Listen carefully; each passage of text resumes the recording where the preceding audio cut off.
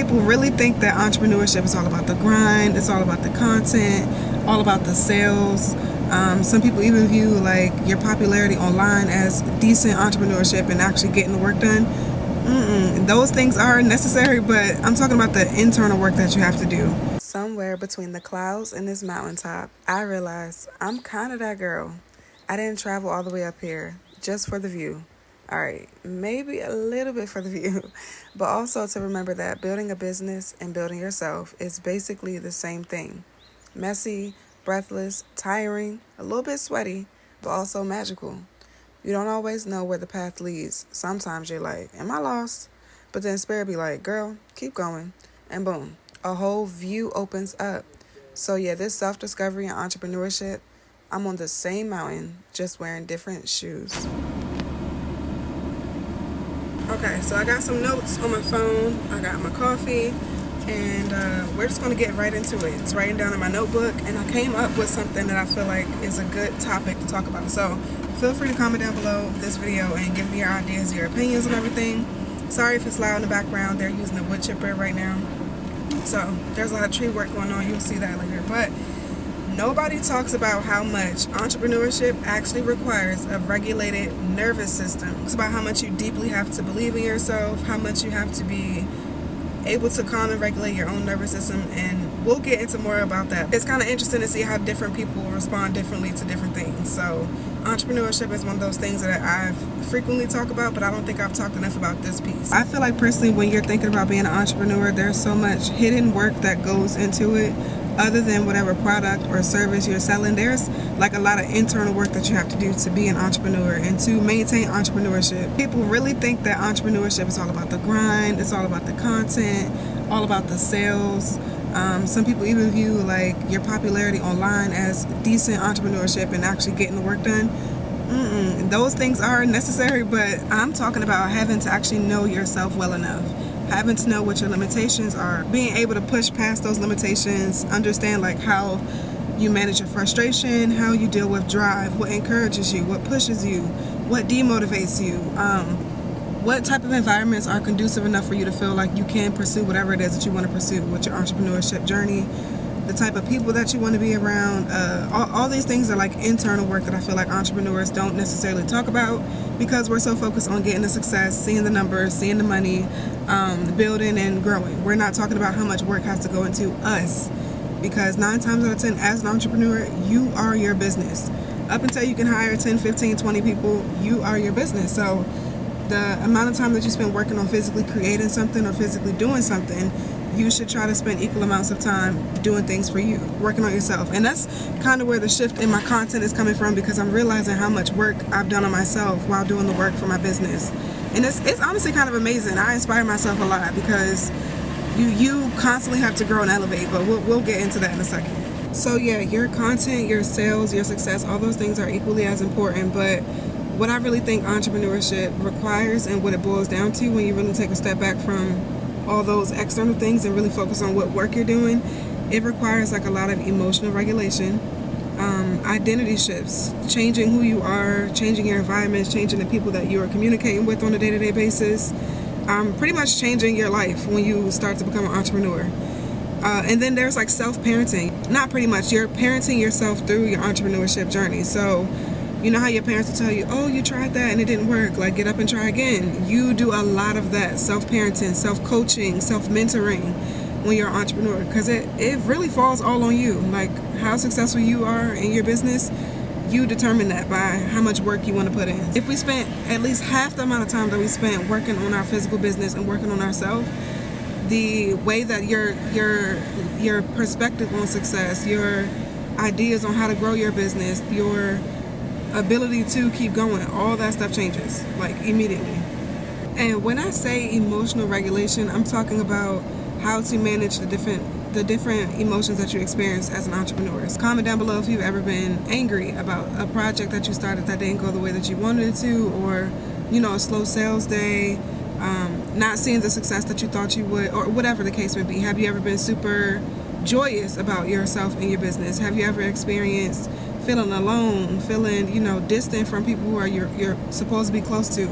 All those things you have to pretty much learn on your own how to regulate the emotions, because that anger that you feel when you don't make the sales that day, or you didn't make your monetary sales goal for the month or the quarter, you have to figure out how to, navigate, understand why you're angry, where your frustration is stemming from, then determine what you're going to do about that. So are you just going to sit and pout about it?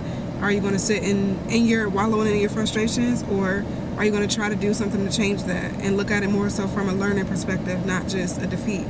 So, girl, I wish I could tell y'all how many times I've gone through the emotional roller coaster of entrepreneurship.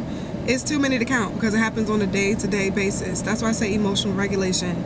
Once you learn it once, you apply and you do it again, and you just continue to grow and do better with handling your emotions. That creates a better entrepreneur. That creates a more healthy dynamic between you and your business. Y'all remember how I keep telling you that I take frequent breaks, or not frequent breaks, but I take a lot of breaks to recharge and get my energy back before I start filming again, or when I want to come back to the channel. That's part of me experiencing entrepreneur burnout. As a content creator, especially on the work that I do for my channel, y'all know I get up here and show you or talk to you a lot. So I feel like I'm sitting in front of the camera, constantly editing, constantly brainstorming new ideas. I've run side businesses under the Slate of Renee as well. So for me, emotional regulation is finding the time for me, taking a healthy break, taking a break that is not forced because I'm already experiencing the burnout. It is planning the break. It's being okay, I worked consecutively for 4 or 5 months. Now I want to take a good break and just go and live my life a little bit. Take some time away from YouTube, take some time away from content creating, and come back. And I can notice the difference in my energy when I do take planned breaks. I come back and I have so much energy to film. I have so many more ideas. The creation energy that I experience is more constant, because if you're a content creator, entrepreneur, I feel like one thing we don't do is take enough breaks and fill ourselves with the same energy that we put into our business. So that's one of the ways that I emotionally regulate. I learned that over the past 4 or 5 years, and I'm like, you know what, I'm gonna work this part of the year, and then this quarter I'm taking that whole quarter off, and then I'll get back to it for the last 2 quarters. And that's what you guys are seeing me experience right now. But I encourage you to take some self-care for yourself, to go through things that give you pleasure, that help you feel fulfilled in your life. Do things that make you happy outside of just working, because one thing about entrepreneurship, baby, the clock does not stop. Okay, we do not clock out. So you kind of got to force yourself to take those moments. This camera is dying and I'm nowhere near somewhere where I can charge it, so I'm gonna go ahead and wrap it up with the last few notes that I wanted to give you guys. So you know how you strategize and you come up with different ways that you want to grow and build your business? Well, let's try to implement believing in yourself as a part of your strategy.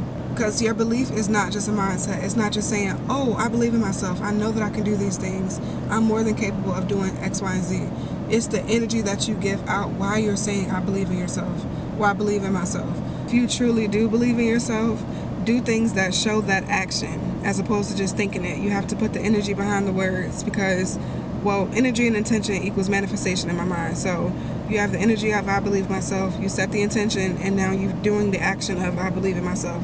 So here's now saying I believe in myself. Though I'm nowhere near my comfortable space, I'm out of town right now, I'm not making an excuse to say that I can't film, especially when I have all the means to be able to do so. This is me showing up and saying I believe in myself. Well, I remember when I was demonetized on this channel 2 years ago now, that was one of those moments that in the moment it felt like I'm about to give up. I quit because YouTube done fired me. That's how I make my money. I cannot make money for the next 3 months, and then I have to reapply. Had I given up, I would not be where I am today. That was probably another really big emotional regulation moment for me, figuring out how to navigate what felt like defeat initially, figuring out how to pivot and persevere through that. It's kind of like Phoenix rising energy. As an entrepreneur, you have to be like the Phoenix rising. You'll crumble down to the ashes, and then you rise again, and you come back better. There was a quote that I heard from this spiritual mentor that I listened to. One way to learn to do it right is to do it wrong. And that's pretty much the motto of being an entrepreneur. You figure out how to do things right by doing them the wrong way. That's what happened with me with the demonetization. I did something wrong, and now I'm doing things right. And it was at this moment where my camera died. What I was going to say to you guys to wrap up the video is, the more you discover yourself, the more time you spend getting to know yourself, getting familiar with your ways, your habits, what makes you feel most productive, what hinders you in a way, what type of environments you need to be in so that you can thrive in your journey, those are things that are going to enable you to be the most successful entrepreneur that you can be. Because like I said, you are your business. Until you can hire employees, your entire business runs on your back. So care about yourself, take time to get to know yourself. Just spend more time with yourself. This self-discovery journey that I've been on, I feel like you guys are getting to witness and watch me become the best version of myself, and I wanted to share that with you so that you take that away from this video. But I hope that you girls enjoyed this video. I'll be posting more videos like this soon. Thank you guys so much for watching. I will see you guys in the next video. Love you guys so much. Peace.